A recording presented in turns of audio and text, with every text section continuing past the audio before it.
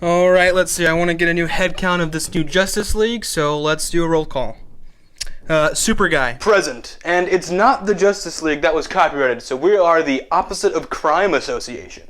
Opposite of Crime Association. Okay, I guess I'll write that down. It's a bit of a mouthful. What was that? Nothing. Night Guy.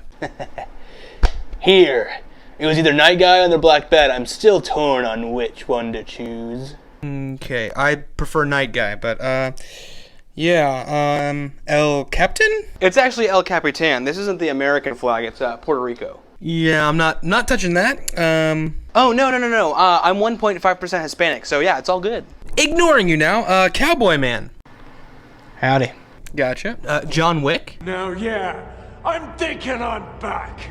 Oh, it's actually you. I thought that was a joke, but I guess, yeah. Welcome to the team. Random guy with an energy sword from Halo. I also have the assault rifle. Well, I think that's it. So, is there anyone else that I need to add to the roster that's joined the team recently, or?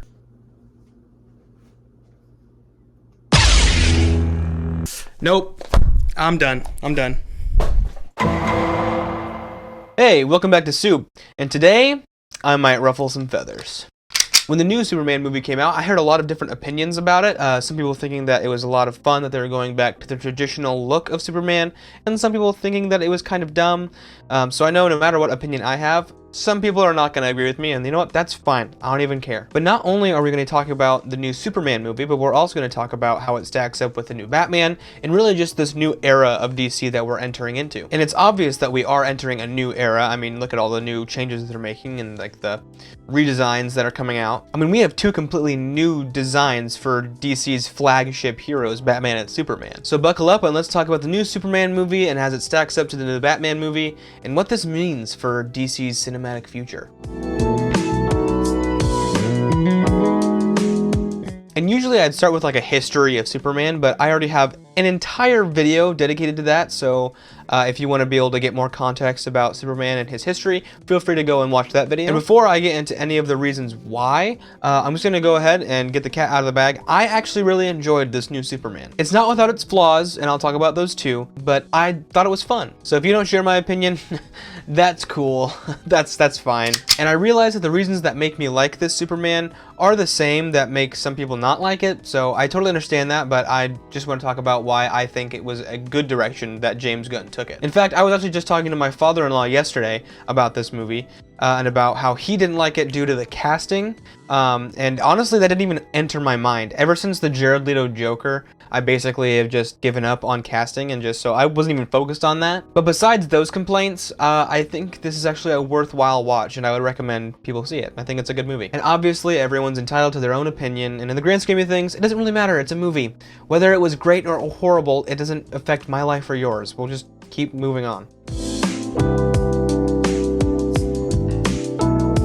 Starting off, I think this movie does a great job of making it feel like a comic book hero movie. And there are a lot of reasons for that, but firstly, this movie feels like it goes back more for the original idea of what Superman was supposed to be. And hopefully you've gone back and watched my other videos, so that way you'll understand exactly what I'm going to say, but if you didn't, I guess I'll let you in on what I'm thinking. So Superman was actually created to be an allegory for Moses, not Jesus, like a lot of popular films like the Zack Snyder universe would make you believe. He was supposed to be a great man, but not a savior. Whereas in more recent times, that very messianic Jesus view has been shoved onto Superman very heavily. But in this movie, we actually see a drastic shift from that, which I really appreciate. We see that in this movie, and really quick, before I get into any of that actually, I'll put a spoiler alert on this. If you have not seen the movie, I'm about to give away pretty big points and pretty big plot points in the movie, so just, if you want to see it and you don't want to be influenced by my opinion on it, then go watch it first and then come back and you'll understand. Did those other guys leave? Are they gone?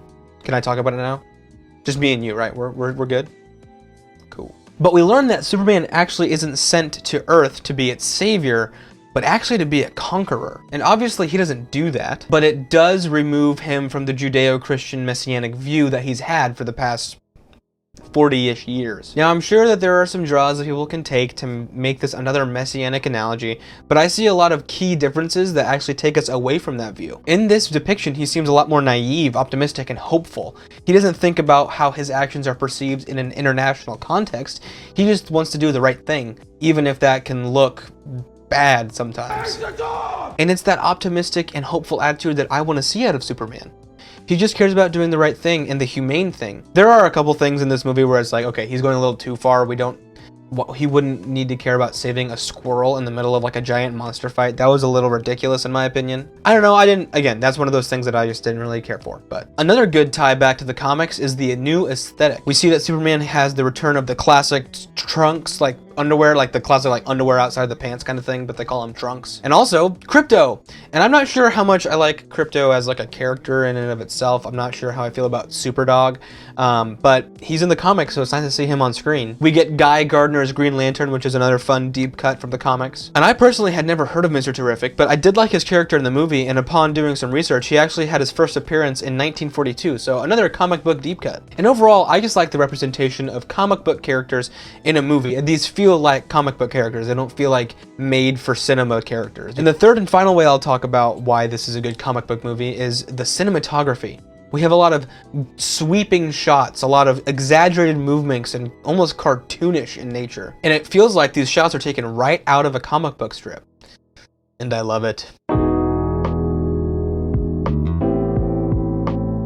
And now that I've talked about the things that I really like about the new Superman, let's talk about one big thing that I really just don't particularly love. And that is how the government and media is portrayed in this movie. And I understand that everything in this movie is supposed to be unrealistic and it's supposed to be like this idealistic, optimistic world. But to me, it's just weird to have a government that's completely honest and transparent. Like they're literally talking to the press, and the press aren't even like spinning the story for them. They're just actually telling people what's going on. And I mean, we have an alien that can fly, has laser vision, can lift buildings and all this other stuff.